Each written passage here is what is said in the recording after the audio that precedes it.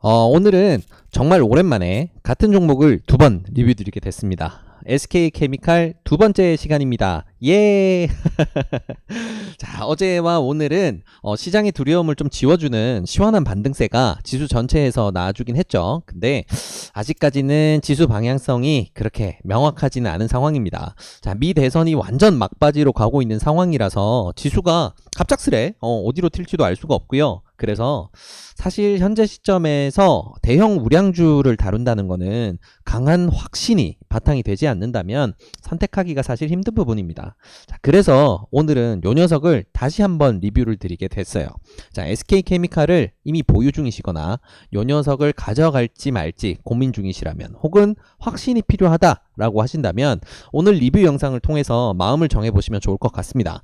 자, 차세대 한국 CMO 시장의 괴물로 자라날 만한 회사를 가슴에 품고 있는 그런 종목, 그게 바로 SK케미칼입니다.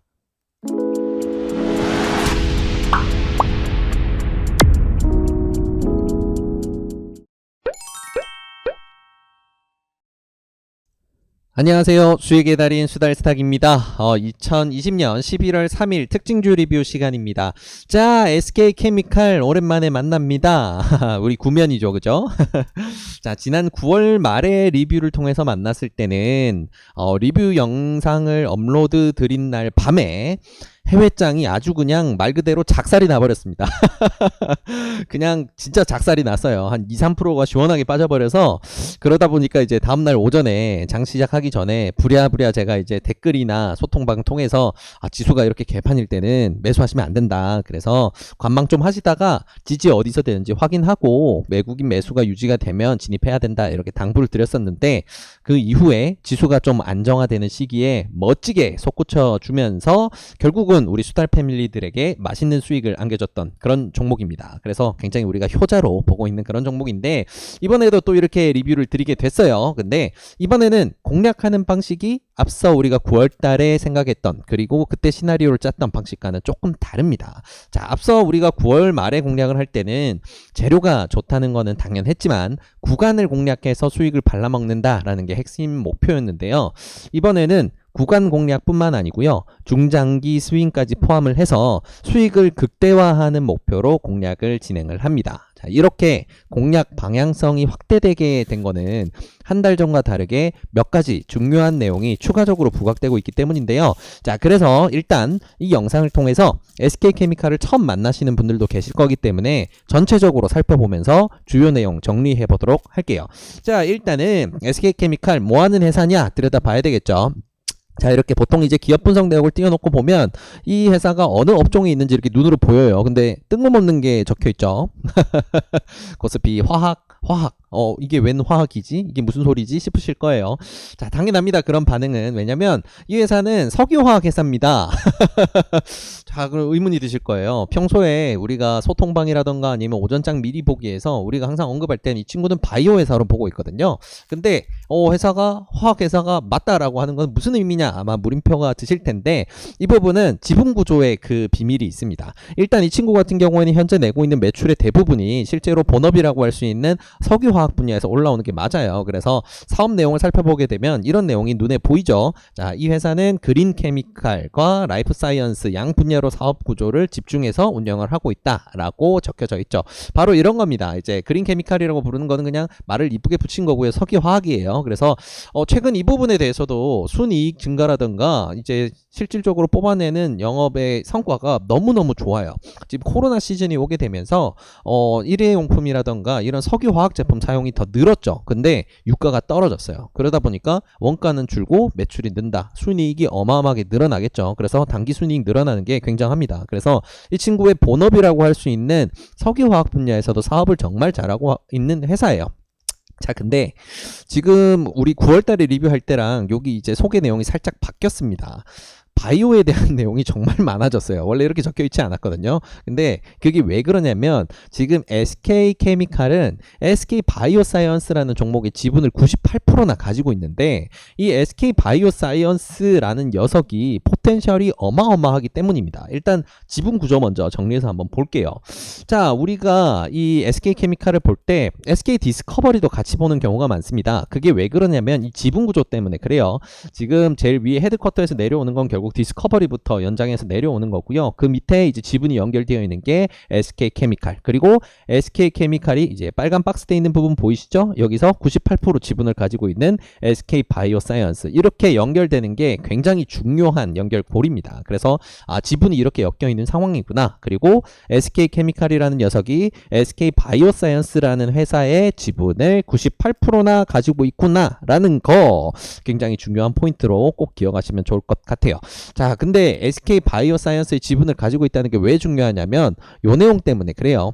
SK바이오사이언스가 아스트라제네카라고 하는 글로벌 시장에서도 가장 큰 빅파마와 코로나19 백신 생산을 위한 이제 CMO로 이제 맺기로 계약을 체결했다. 이런 부분이 굉장히 중요한 내용으로 꼽혀요. 이게 뉴스로 보게 되면 좀 더 자세한 내용이 보이니까 우리가 중요한 뉴스들 한번 살펴보고 돌아오도록 할게요. 자, 일단은 방금 말씀드린 부분은 이 내용입니다. 지난 7월 달부터 부각이 되기 시작했고요. 그래서 이 친구가 석유화학만으로 낼 수 있는 퍼포먼스를 뛰어넘기 시작했던 게 바로 이 뉴스와 함께 이 지분 구조와 이러한 이제 SK바이오사이언스의 지분 매력도가 부각이 되면서 지금 SK케미칼은 주가가 슈팅이 나와서 지금 구간에 머무르고 있다라고 생각을 해야 되는데 그 중요한 재료가 바로 이거예요. 아스트라제네카 다들 이제 워낙 유명한 회사니까 다들 알고 계실 겁니다. 지금 코로나19를 극복하기 위한 전 세계 국가들의 이제 경쟁과 이제 노력이 굉장히 치열한 상황인데 이제 이걸 극복하기 위해서는 백신과 치료제 개발이 굉장히 중요하죠. 근데 아직 명확하게 이거를 코로나19만을 위한 이제 코로나 치료나 백신만을 위해서 개발된 약이 아직 완성된 사례는 없습니다. 그래서 정말 막바지 박차를 가해서 빠르게 개발을 마무리 지으려고 노력을 진행 중인데 그 연구 개발 과정에서 백신 분야에서 최선두에 달려가고 있는 기업 중에 하나가 바로 아스트라제네카예요. 이 친구 같은 경우에는 지금 임상 3상을 진행을 하고 있거든요. 그래서 임상 3상이 이제 마무리되고 나면 이제 정식으로 최종 승인을 받게 되면서 판매 승인을 득하게 되고 그러면 불보듯이 뻔하기도 전 세계 블록버스트 백신으로 자리 잡게 되겠죠. 매출이 어마어마하게 터질 겁니다. 자, 그러면 그 터지는 매출을 아스트라제네카 혼자 감당을 하고 혼자 재미를 보느냐? 그렇지가 않아요. 대형 제약사들은 자체적으로 이제 약을 생산할 수 있는 라인을 가지고 있긴 하지만 전 세계로 공급을 한다라고 했을 때는 각 이제 국가별로 혹은 대륙별로 중요한 생산 거점이 될 수 있는 위치에서 기술력이 있는 회사들과 계약을 맺습니다. 그래서 약을 대리 생산하는 걸로 이렇게 계약을 맺죠. 그리고 판매해서 이익을 쉐어링을 하게 될 거고요. 그래서 아시아 지역에서 굉장히 중요한 위치로 부각된 게 한국인데 한국 같은 경우에는 삼성바이오로직스가 대표적으로 있는 CMO 시장이 굉장히 탄탄하죠. 그러다 보니까 한국으로 이제 제의가 들어왔었고 아스트라제네카는 SK바이오사이언스와 이런 LOI 의향을 체결하게 된 겁니다. 아무래도 이제 그냥 가볍게 LOI만 체결됐냐라고 생각할 수도 있는데 그런 부분보다는 조금 더 진행이 되었다라고 볼 수 있는 부분은 국가기관과 함께해서 미팅을 진행을 하고 있다던가 이런 부분 때문에 그래요. 그래서 아스트라제네카가 만약에 이번에 백신 개발에 성공을 한다면 한국을 뿐만 아니고 아시아 지역은 SK바이오사이언스의 백신 생산이 굉장히 이제 중요하게 부각이 될 수 있겠구나라는 게 이제 투자자들이 유추할 수 있는 부분이고 그런 상황이 굉장히 현실적이기 때문에 이 친구의 지분 가치가 굉장히 부각되는 겁니다. 그리고 이 친구의 지분을 98%나 가지고 있는 SK케미칼이 같이 부각이 되는 거고요. 자, 이러한 이유가 가장 메인 재료로서 지금 부각이 되고 있구나라고 볼 수가 있는데 자, 아스트라제네카에 대한 이야기가 조금 더 필요해요. 왜 그러냐면 지금 9월달과는 분위기가 좀 많이 달라졌습니다. 지금 유럽 같은 경우에는 다들 아시겠지만 코로나 재확산 이슈가 너무 심각해요. 국가 봉쇄가 다시 진행 중이죠. 실물 경제의 타격이 굉장히 심각할 수밖에 없어서 그 어느 국가보다도 더 절실합니다. 코로나 백신, 코로나 치료제에 대한 니즈가 정말 절실해요. 이 까딱 잘못하다가는 정말 국가의 재정 위기가 찾아올 수 있는 위기 상황이 상황이기 때문에 그렇습니다. 그러다 보니까 지금 우리가 기대할 수 있는 요소가 사실 더 커졌어요. 아스트라제네카 같은 경우에는 뭐 합작회사라고는 하지만 일단 영국 회사로 우리가 보고 있죠. 영국 정부에서 밀어줍니다. 당연히 이런 게 나올 수밖에 없어요. 미국에 있는 모더나 같은 경우에는 미국이 밀어주듯이 영국 같은 경우에는 유럽 시장에서는 아스트라제네카를 밀어주는 게 당연한 선택으로 우리는 보고 있습니다. 자, 그러다 보니까 이런 뉴스가 계속 나오죠. 백신 승인을 빠르게 진행을 하려고 한다라는 거. 지금 진행되고 있는 코로나의 재확산 이슈 플러스해서 이런 거에 대한 국가적 니즈가 맞아 떨어지다 보니까 이거는 굉장히 현실성 있는 추측입니다. 그래서 우리는 이런 부분에서 이게 멀리 있는 이야기가 아니고 지금 아스트라제네카가 이 백신을 개발을 완료를 해서 생산까지 되는 게 생각보다 우리가 생각하는 것보다는 좀 더 빠르게 진행이 될 수도 있겠구나라는 거는 염두에 둬야 되는 타이밍이에요. 자, 이런 게 땡겨진다 그러면 당연히 투자자 입장에서는 심장이 뛰죠. 그래서 투자자들의 관심이 더욱 북돋아지는 그런 뉴스라고 볼 수가 있고요. 자, 한국에서도 밀어줍니다. 자, 아스트라제네카가 개발하고 있는 백신이 아무래도 지금 가장 완성에 가깝게 와 있는 것 중에 하나다 보니까 한국에서도 전담 심사팀을 구성을 해서 빠르게 이거에 대한 이제 임상이라던가 데이터의 연구를 마치고 최종 승인이 필요하다면 빠르게 승인을 낼 수 있는 절차를 밟고 있는 상황이에요. 자, 그렇고 또 추가적으로 최근에는 이제 요런 내용까지 나옵니다. 아예 뭐 확정적으로 제목이 적혀 있긴 하지만 확정이 된 사항은 아니고요. 이렇게 하기로 어느 정도 이야기가 되어간다. 아스트라제네카의 코로나19 백신이 완성이 됐을 때 내년 1월부터라도 빠르게 국내 생산을 시작해서 국내뿐만 아니고 아시아 전역하고 뭐 어떻게 보면 생산량에 따라서는 전 세계로 뻗어나갈 수 있겠죠. 이렇게 생산을 공급할 수 있는 그런 부분에 대해서 계약을 진행 중이다. 당연히 생각할 수밖에 없는 부분입니다. 그래서 지금은 앞서 우리가 미리 알고 있었던 그리고 우리가 공략을 하려고 했던 재료 중에 하나였던 이 부분이 변한 건 없지만 그 시기가 생각보다 굉장히 빨라지면서 지금 타점이 한번 지나고 나면 다시 돌아올 수 없는 그 정도의 강한 파동이 나올 수가 있는 그런 상황으로 지금 바뀌어 가고 있어요. 그래서 이 내용을 지금 계속해서 설명을 드리고 있는 거고요. 또 하나의 중요한 포인트가 있습니다. 뭐냐면 지금 한국에 이제 약을 대리 생산하는 이런 걸 CMO라고 하잖아요. 그래서 이 CMO들이 위상이 굉장히 높습니다. 삼성바이오로직스가 당연히 굉장히 이제 중요한 기업으로서 한국의 위상을 높여주고 있는데 뒤이어서 이제 SK뿐만 아니고 녹십자까지 해서 전 세계 주요 백신 치료제 개발사들이 위탁 생산을 맡기는 사례들이 점점 늘어나요. 그래서 한국 CMO들에 대한 가치 분석이 다시금 이제 기준 잣대가 변할 수 있는 시점까지 갈 수가 있습니다. 그렇다면 정말 이건 대시세를 전체적으로 섹터 전체에 줄 수가 있는 상황이거든요. 그래서 이런 부분은 산업적으로도 굉장히 중요한 성장세를 줄 수 있는 상황이 지금 맞닥뜨려지고 있구나라는 거 조금 생각해 볼 부분입니다. 자, 여기서 끝이냐? 하나 더 있습니다.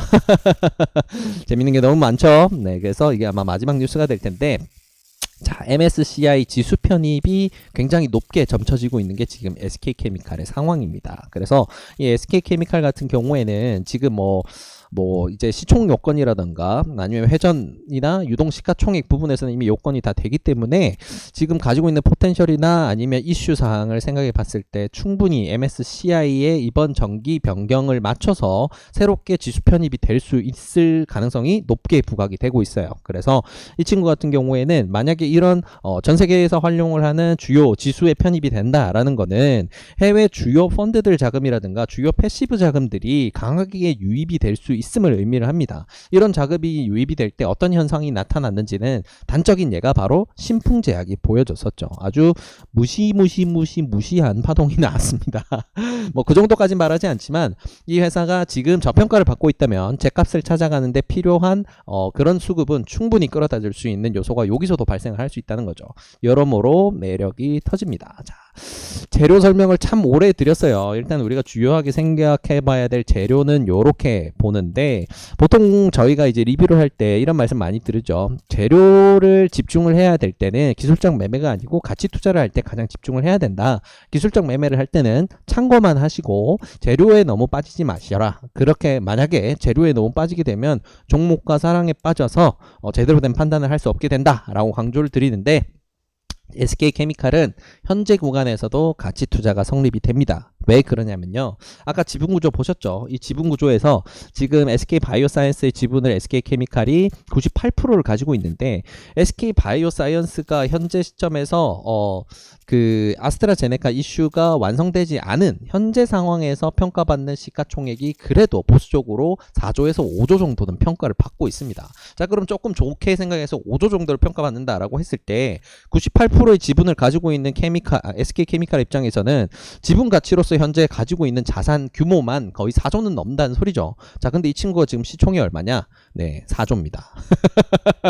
싸죠. 네, 그렇습니다. 지금 어느 정도 SK 바이오사이언스가 부각될 수 있는 그런 굉장히 중요한 위치에 와 있는데도 불구하고 지분 가치는 사실 거의 반영이 되지 않은 수준이에요. 근데 여기서 아스트라제네카의 이슈까지 추가된다라고 한다면 이 녀석 같은 경우에는 정말 지금 현재 가치는 굉장히 저평가되었다라고 밖에 볼 수가 없죠. 그렇기 때문에 이 친구는 현재 구간에서도 가치 투자가 성립이 되는 겁니다. 일봉으로 봤을 때는 이 정도로 주가가 올랐는데도 이런 부분들이 다 더해지기 때문에 가지고 있는 석유화학 사업 분야에서도 잘하고 있지만 추가적으로 지분 가치라든가 앞으로의 성장 포텐셜을 봤을 때 충분히 다음 구간을 볼 수 있는 가치를 가지게 됩니다. 그래서 이 친구는 오늘 재료에 대해서 굉장히 중요한 설명을 드렸고요. 이런 부분이 납득이 되어야만 장기 스윙을 할 수가 있는 근거가 되어줍니다. 자, 그래서 이런 부분에서 이 회사를 사랑할 수 있는 그런 좀 근거를 찾으셔서 좋은 매매 대상으로 삼으셨으면 좋겠어요. 자, SK케미칼 그래서 뭐 중요한 내용들은 설명이 다 끝났고요. 이제 남은 거는 우리가 어떻게 대응을 할지, 어떻게 이 친구를 가져갈지에 대한 이제 계획만 수립을 하면 됩니다.